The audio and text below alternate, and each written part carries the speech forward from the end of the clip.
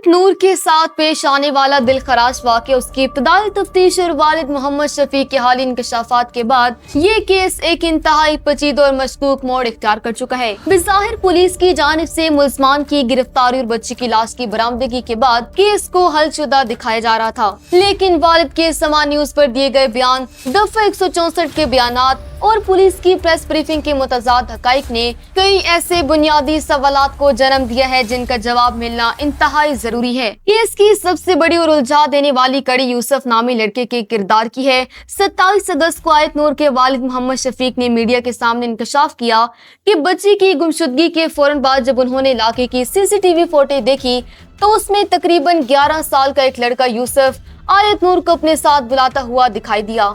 वालिद के मुताबिक यूसुफ उनके घर के करीब ही रहता था और मोहल्ले के बच्चों के साथ खेलता था। हद तो ये है कि बच्चे की तलाश के पहले दिन ये लड़का खुद वालिद के साथ मिलकर आयत नूर को ढूंढता भी रहा। वालिद ने उसी दिन पुलिस को इस फुटेज जो लड़के के घर के बारे में बताया था, जहां बाद में ताला लगा हुआ मिला।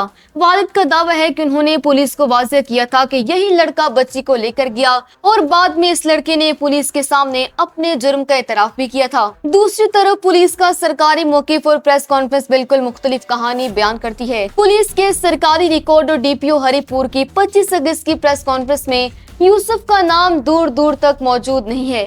पुलिस ने जिन 4 मुल्ज़मान का जिक्र किया उनके नाम उस्मान, तलहा, कासिम और हसन बताए गए हैं।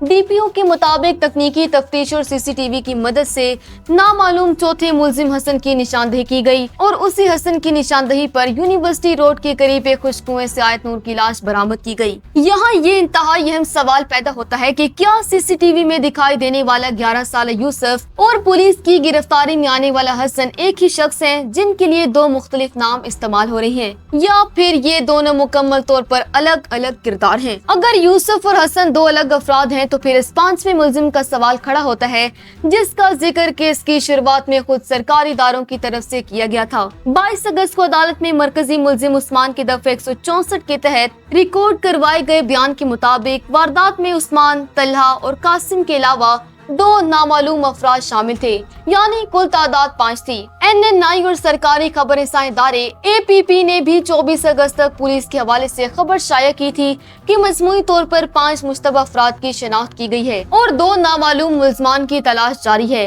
अब अगर हसन इन 2 नामालूम मुल्ज़मान में से एक था तो वो चौथा मुल्जिम बना, लेकिन 5वां मुल्जिम अचानक पुलिस के रिकॉर्ड और प्रेस कॉन्फ्रेंस से कहाँ गायब हो गया? क्या वो 5वां शख्स यूसुफ था जिसे वालिद की निशानदेही के बावजूद मंजर आम से हटा दिया गया? इस पूरे मामले में हरिपुर पुलिस की इब्तदाई कार्रवाई मुजीमाना गफलत भी शदीद तनकीद की जद में है। वालिद मोहम्मद शफीक के बयान के मुताबिक बच्चे की गुमशुदगी के बाद जब उन्होंने पहले ही दिन पुलिस को फुटेज दिखाई और लड़की की निशानदेही की तो पुलिस ने महज उसके बड़े भाई को हिरासत में लेकर 1-2 दिन बाद छोड़ दिया और उसके बाद 10 से 12 दिन तक कोई मुसर कार्रवाई नहीं की।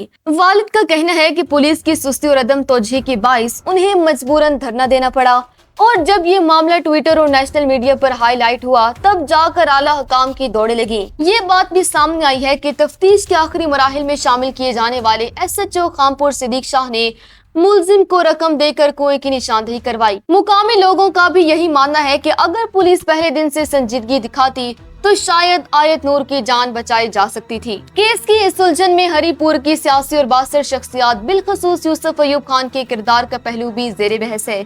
इत्तलात के मुताबिक यूसुफ अयूब खान वाक़े के पहले दिन से DPO और पुलिस इंतजामिया के साथ मुसलसल राब्ते में थे और उन्होंने DPO ऑफिस में वालिद से मुलाकात भी की थी। लेकिन दूसरी जानिब ये बात भी हैरान कुन है कि इतनी असर रसूख रखने वाली शख्सियत के ऑन बोर्ड होने के बावजूद पुलिस 12 दिन तक सुस्त रवि का शिकार रही। इसके अलावा वो खुद कभी ग्राउंड पर वालिद के साथ नजर नहीं आए, ना धरने में गए, ना लाश मिलने पर अस्पताल पहुंचे और ना ही जनाजे में शरीक हुए। इससे ये तासुर मजबूत होता है कि या तो इलाके में कोई और ऐसी ताकत मौजूद है जिसने तफ्तीश को मुतासिर किया या फिर पुलिस जानबूझकर हकाइक को छुपा रही है। इन तमाम बातों को मद्देनजर रखते हुए ये बात वाज़ेह हो जाती है कि आयत नूर का केस अब इतना सादा नहीं रहा جتنا اسے دکھایا جا رہا ہے۔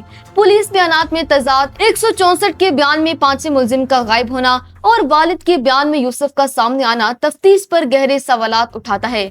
اس وقت سب سے بڑی ضرورت اس بات کی ہے کہ صوبائی حکومت ہری پور سے باہر کے غیر جانبدار افسران پر مشتمل ایک اعلیٰ سطحی مشترکہ تحقیقاتی ٹیم تشکیل دے جو اس کیس کی نئے سرے سے شفاف تفتیش کرے۔